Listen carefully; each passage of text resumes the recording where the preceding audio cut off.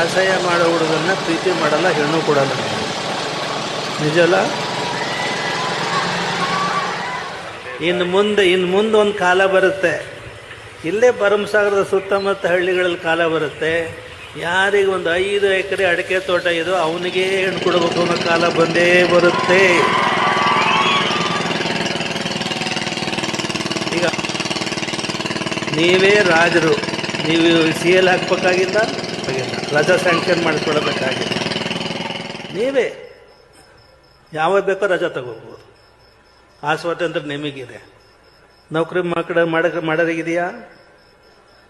ಇಲ್ಲ.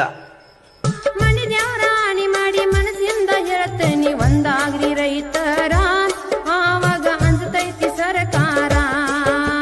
ಮಾಡಿದ ಸಾಲಕ ಮಾನಕ ಬಾರ್ಕೋಲೇಟ ತಾಳದ ಬಸವ ಕಣ್ಣೀರ ಸುರಿಶಾನ. ಬಸವನ ಮೈ ಮ್ಯಾಲ ಬಾಸುಂಡಿ ನೋಡಿ ಶಿವ ಮರುಗತಾನ.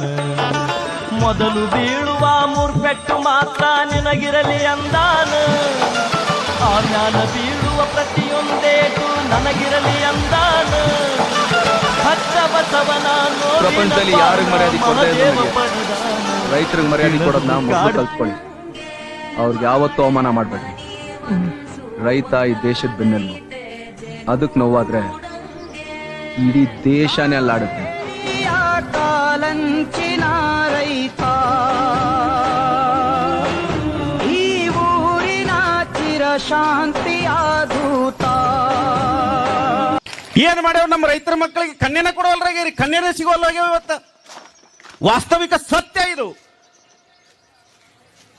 ಒಟ್ಟ ನೌಕರಿ ಇದಾವಂಗ ಮದುವೆ ಮಾಡೋ ಇಟ್ಟಿಟ್ಟ ಇರ್ತವ್ರಿ.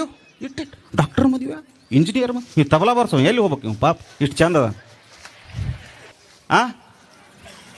ರೈತರ ಮಕ್ಕಳಿಗೆ ಕನ್ಯೆ ಕೊಡ್ರಿ, ಇಟ್ಟಿಟ್ಟ ಇರ್ತಾವು. ಇಂಜಿನಿಯರ್ನ ಮದುವೆ ಆಗು, ಡಾಕ್ಟರ್ನ ಮದುವೆ ಆಗು.